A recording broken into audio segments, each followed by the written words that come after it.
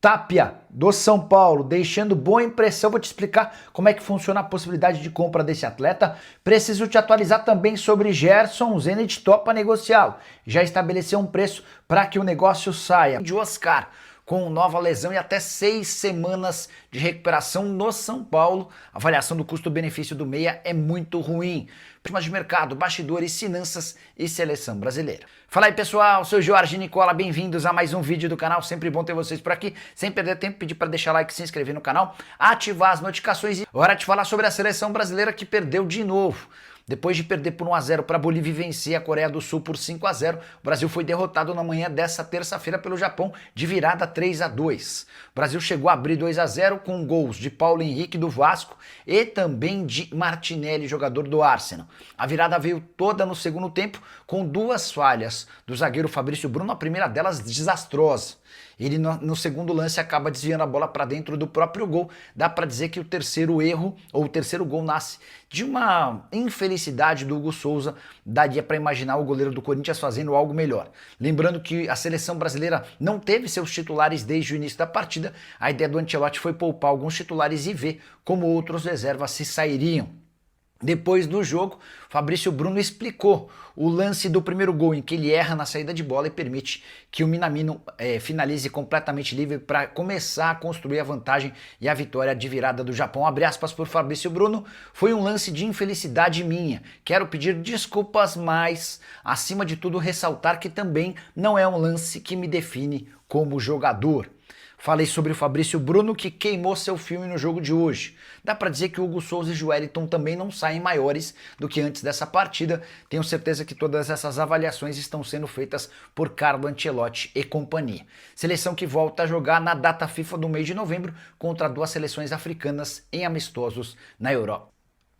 Hora de falar sobre Oscar, temporada para se esquecer da parte do meio atacante de 34 anos de idade e um ano extremamente improdutivo para o São Paulo, que gasta com Oscar 2.300.000 reais por mês de salário, direitos de imagem e luvas.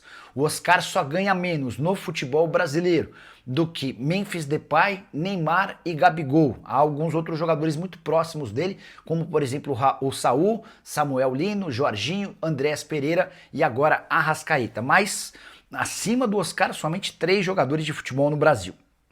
E apesar desse salário astronômico, a entrega do Oscar na temporada atual é muito ruim. Ele acaba de ter constatado mais uma lesão na panturrilha que vai afastá-lo dos campos por pelo menos, ou por até, 6 semanas. Período de 4 a 6 semanas de recuperação. E aqui vem um grande ponto. Existe a possibilidade real de Oscar nem entrar mais em campo nessa temporada. Temporada marcada por uma série de lesões, essa é a 5ª. Desde que ele foi recontratado, Oscar chega no início de 2025 como a grande estrela da companhia.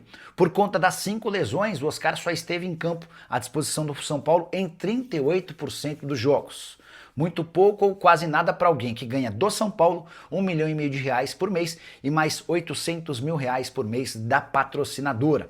A saideira sobre Oscar, 21 jogos, 2 gols e 5 assistências. Ele não entra em campo desde 19 de julho em partida contra o Corinthians. Hora de falar sobre o São Paulo para registrar a melhora de Gonzalo Tapia com a camisa do tricolor. Quero te explicar como é que funciona se o São Paulo quiser ficar com um atacante chileno de 23 anos de idade que pertence ao River Plate. Tapia chega ao São Paulo com enorme desconfiança, até porque a passagem dele no River era horrorosa. 7 jogos, nenhum gol e nenhuma assistência. No São Paulo, em sua fase inicial, também não foi legal. Jogador demonstrando falta de habilidades, qualidade técnica discutível, mas retrospecto mais recente é bom. Nas 2 últimas partidas com a camisa do tricolor foram 2 gols, contra o Palmeiras e também contra o Fortaleza. Tapia aqui já soma 10 jogos e 4 gols com a camisa do São Paulo, são números bem superiores, por exemplo, a da sua passagem no River Plate. O empréstimo do Tapia junto ao River Plate se encerra na metade do ano que vem. E o São Paulo ainda tem tempo para optar ou não pela compra do atleta. São Paulo não quer confirmar ou admitir o valor fechado para a compra desse jogador, mas eu posso assegurar para vocês que essa opção de compra gera na casa dos 2 milhões de euros. Exatamente o mesmo valor que o River Plate desembolsou quando o contratou da Universidade lá do Chile. Só para arrematar em relação ao Gonzalo Tapia, além do crescimento com a camisa do São Paulo, ele também melhorou no futebol da sua seleção. Nesse final de semana, o Chile venceu o Peru por 2 a 1, amistoso internacional e o Tapia teve uma das melhores notas em campo, além de uma assistência. Você, torcedor do São Paulo, já está convencido de que Tapia tem qualidade para jogar no tricolor? Você pensaria em contratar esse jogador em definitivo? Já usa o espaço para comentário para deixar sua opinião, beleza? Agora de falar sobre Gerson. O Zenit definiu o valor para vender o meio-atacante brasileiro de 28 anos de idade que não conseguiu decolar com a camisa do clube russo. Desde que foi contratado, só 6 partidas, nenhum gol e nenhuma assistência. E muita especulação em relação à possibilidade de o Gerson deixar o clube. Chegaram a dizer na semana passada que o Palmeiras tem a intenção de contratá-lo. Contei para vocês que o representante do atleta e o Palmeiras negam qualquer contato. Mas é certo que o Gerson terá vida curta no Zenit. Não há interesse do Gerson em continuar por lá, até porque ele precisa sair para voltar a jogar e sonhar com seleção brasileira, e não há interesse do Zenit em ficar com um jogador que é avaliado como muito lento e com pouca intensidade. Diante disso, parece natural que o Gerson seja negociado em janeiro. E a pedida do Zenit hoje é de 25 milhões de euros, o mesmo valor que foi desembolsado quando da compra junto ao Flamengo. Esses 25 milhões de euros equivalem a quase 160 milhões de reais. Gerson quase se mudou para o Al Ittihad da Arábia Saudita no último dia antes do fechamento da janela lá no futebol saudita. O negócio não aconteceu porque o Ittihad precisava abrir mão de um estrangeiro e essa negociação para a saída desse estrangeiro acabou sendo inviabilizada. Para janeiro pode haver uma nova tentativa do futebol saudita ou então do retorno do atleta ao Brasil. Palmeiras até aqui se manifesta entendendo que esse valor é muito caro. Pro Flamengo dá para meio que descartar. A relação do Gerson e do pai dele com dirigentes do Fly é a pior possível. O Flamengo ainda contratou Jorginho e saiu para a mesma função. Hoje está muito bem servido nesse setor de meio campo. Botafogo, que costuma investir alto, não parece mais ter tanta força, especialmente por conta de todos os problemas envolvendo John Textor e os acionistas do Grupo Eagle. Cruzeiro é outro clube que tem investido forte, mas mudou o perfil de reforços.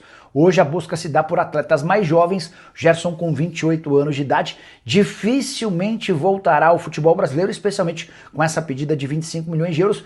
Gostaria de saber se você acha que ele vale tudo isso. Já usa o espaço para comentário e registra a sua opinião, beleza? Dita, vai saber, né? Bom, olha lá, o Paulo da Silva, Nicola, para 26, o São Paulo vai trazer vai fazer uma limpa no elenco, um abraço. Vai depender muito de como o São Paulo termina a temporada. Se o São Paulo conseguir a classificação para a Libertadores da América via brasileiro, a avaliação é uma. Se o São Paulo não conseguir a classificação, aí você pode ter certeza que vai haver a necessidade de uma reformulação grande no elenco, tá bom? O Renato Rosa, como estão as coisas em relação ao investidor para o São Paulo? Renatão, aquela possibilidade de o Diego Fernandes se tornar o investidor do São Paulo é vista no São Paulo como absolutamente descartado. O Tricolor entende que esse cara não tem capacidade financeira para fazer um investimento do tamanho que tem sido especulado, tá? É verdade que o Luciano vai para o Vasco no próximo ano? Então, essa especulação surgiu no final de semana, o site o site Terra, não é o Terra, não. O site Terra foi quem afirmou que existe o interesse. Indicação do Fernando Diniz, o Luciano e o Diniz já trabalharam juntos no São Paulo. É assim, cara, o Luciano tem contrato com o São Paulo até dezembro de 26. Dá para dizer que ele já teve muito mais moral do que atualmente, não só com torcedores, mas também com dirigentes. E essa perda de popularidade do Luciano passa muito pelos gols desperdiçados, especialmente nos 2 jogos contra a LDU. Mas não acho que é uma operação simples tirá-lo do São Paulo, não. O Renato Prado escreve: Tapia está jogando muito, Nicola. Será que o São Paulo não deve dar mais oportunidades para ele jogar? O início foi bem ruim, né? Mas nos 2 últimos jogos pelo São Paulo foram 2 gols, contra Fortaleza e Palmeiras. Na Sul-Americana, não. Nas eliminatórias, ele inclusive deu assistência e esteve entre os melhores em campo na vitória do Chile contra o Peru 2-1. Hoje de manhã eu estava conversando com o presidente do São Paulo, o Júlio Casares, e perguntei sobre como é que funciona a questão do salário não, da opção de compra, né? Só para vocês entenderem, o Tapia está emprestado pelo River Plate ao São Paulo até junho do ano que vem. E a opção de compra do São Paulo é de 2 milhões de dólares por 80% dos direitos econômicos. Vou repetir: o São Paulo, se quiser ficar com o Tapia, precisa desembolsar 2 milhões de dólares por 80%. Não é um valor alto, levando em consideração que o atleta tem 23 anos de idade e é jogador de seleção chilena. Mas o São Paulo não precisa ter pressa. Não precisa queimar etapas, não precisa pensar em gastar esse dinheiro por agora, até porque a opção de compra só vence na metade do ano que vem. O que temos de novidades do Tricolor? Abraço. Ricardão, vamos lá. O São Paulo ainda não tem a confirmação, mas deve receber nos próximos dias a oficialização de que nessa temporada Ramon Abate Abel e o árbitro de vídeo não apitam mais jogos do São Paulo. Não dá para cravar que essa é uma decisão para sempre, como queria o São Paulo quer vetar esses dois para sempre.